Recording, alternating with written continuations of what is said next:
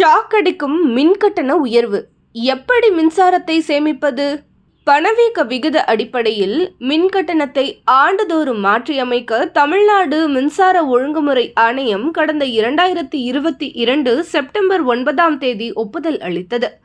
இந்நிலையில் அனைத்து பயனர்களுக்கும் 4.83% மின்கட்டணம் உயர்த்தப்பட்டுள்ளது.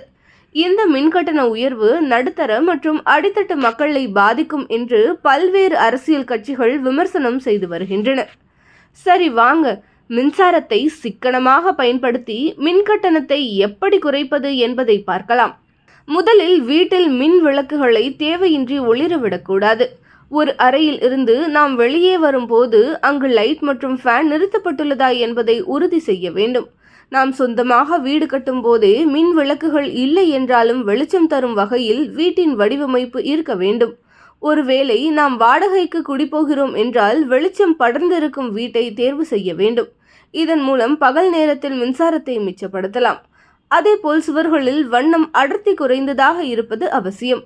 அதிக மின்சாரத்தை இழுக்கும் மஞ்சள் நிற பல்புகள் பயன்படுத்துவதை தவிர்த்து டியூப் லைட் மற்றும் LED பல்புகளை பயன்படுத்தலாம்.